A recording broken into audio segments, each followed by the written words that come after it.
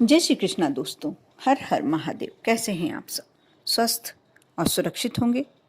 दोस्तों, जो एकादशी तिथि 14 मार्च को पड़ रही है, अमल की एकादशी बहुत ही महत्वपूर्ण एकादशी है, क्योंकि आंवला जो होता है, आंवला फल होता है, श्री हरि विष्णु, माँ लक्ष्मी और भोलेनाथ तीनों को ही अति प्रिय होता है।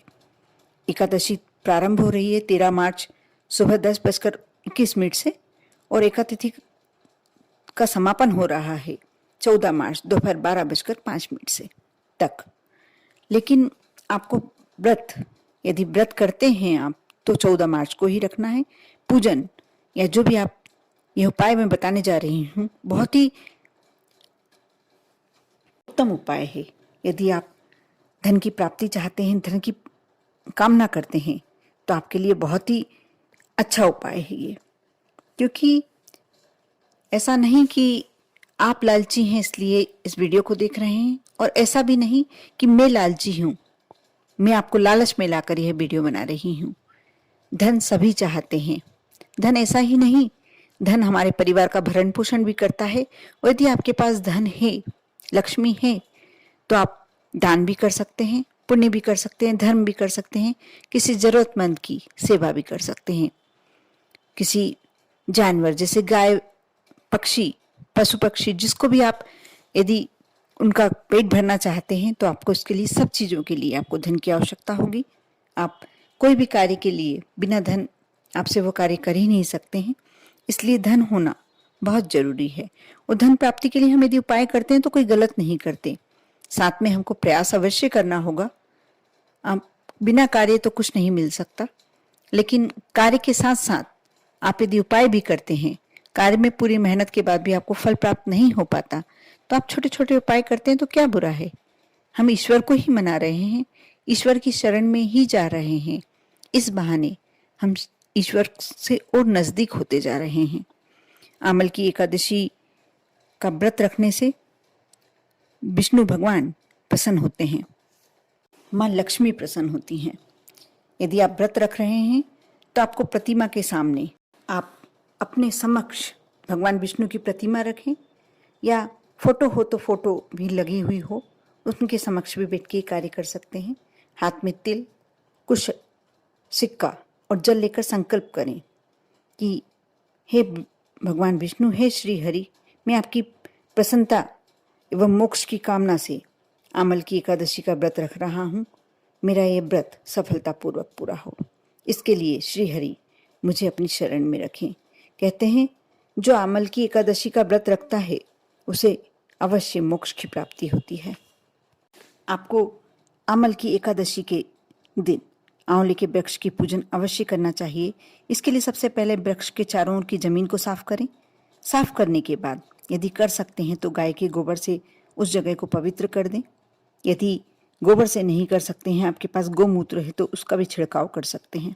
इसके बाद पेड़ की जड़ में आप पूजन करें और घी का दीपक प्रज्वलित करें। एकादशी की पूजन सभी जानते हैं।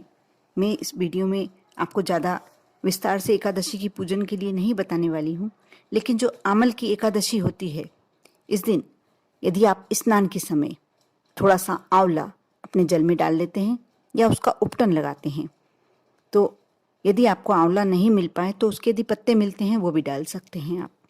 ऐसा कहते हैं कि इस दिन आंवले के पेड़ के नीचे बैठकर यदि नारायण की पूजा की जाए तो 1000 गोदान के समान पुण्य की प्राप्ति होती है।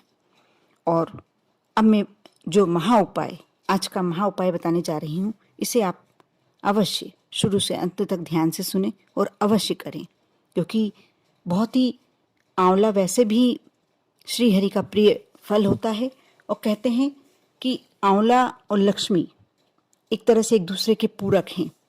जिस घर में आंवला हमेशा रहता है या आंवला खाया जाता है नियमित रूप से, या आंवले की पूजन की जाती है, उस घर में हमेशा लक्ष्मी विद्यमान होती हैं।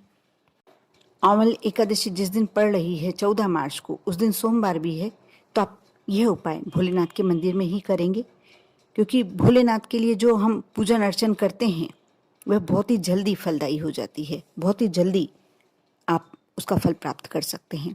आप एक आंवला लें, एक कलश लें, उसमें आंवला डालें, जल भरें और भोलेनाथ के मंदिर में जाएं और वहाँ श्री शिवाय नमस्तुभ्यम या ओम नमः शिवाय या नमः शिवाय ओम, जो भी आप मंत्र का जाप करना चाहते हैं, कुछ देर वह जल समर्पित करके आंवला भी आप भोलेनाथ पर समर्पित कर दें और कुछ देर वहाँ बैठकर यदि आपको आंवले की पत्तियाँ आसानी से मिल जाए, प्राप्त हो जाए, तो बहुत ही अच्छा।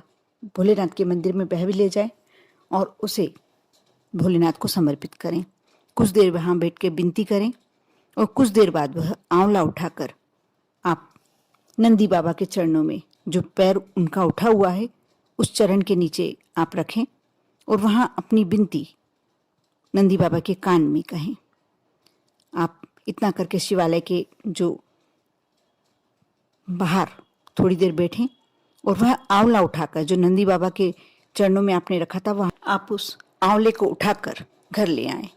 घर लाकर उसको पूरी तरीके से हल्दी में रंगें, हल्दी लगाएं उस पर, और उसे माँ लक्ष्मी और श्री हरि के चरणों में आप अपने घर के मंदिर में रख दें और विनती करें। यहाँ भी बैठ के विनती करें कि माँ लक्ष्मी आप हमारे घर में हमेशा के लिए विराजमान हो जाएं, या जो भी आपकी मनोकामना है। ये सबसे ज़्यादा यह उपाय धन लक्ष्मी की प्राप्ति के लिए फलीभूत होता है, क्योंकि आंवला श्री हरि विष्णु और माँ लक्ष्मी का प्रिय फल होता है, भोलेनाथ का भी प्रिय फल होता है, तो इसका बहुत ही जल्दी आपको प्रतिफल प्राप्त होगा। आप माँ लक्ष्मी के चरणों में रखे रहने दें। दूसरे दिन सुबह उठकर आप स्नान के बाद जब आप पारण करते हैं, एकादशी का पारण, यदि आप व्रत नहीं भी कर रहे हैं तो भी आप यह उपाय कर सकते हैं, कोई परेशानी वाली बात नहीं। आप पूजन नहीं भी कर रहे हैं, यदि आप श्री हरि विष्णु और माँ लक्ष्मी का कोई बड़े रूप में पूजन नहीं कर रहे हैं, तो भी भोलेनाथ के मंदिर में यह आंवले का उपाय किया जा सकता है। आप उसे हल्दी का लेपन करके आपने माँ लक्ष्मी के चरणों में समर्पित कर दिया। दूसरे दिन सुबह जब द्वादशी तिथि के दिन आप स्नान करने के बाद वह आंवला उठा लें और उसे अपने तिजोरी में धन वाले स्थान पर रख दें और 3-4 दिन बाद वह आंवला थोड़ा सूखने लगेगा, तब आप उसको उठाकर और किसी बहते जल में प्रवाहित कर दें, किसी नदी में प्रवाहित कर दें। यदि आपके आसपास कोई नदी नहीं है तो आप पीपल के वृक्ष के नीचे, बेलपत्री के वृक्ष के नीचे, आंवले के वृक्ष के नीचे या तुलसा जी के पौधे के नीचे आप कहीं भी समर्पित कर सकते हैं, कहीं भी रख सकते हैं।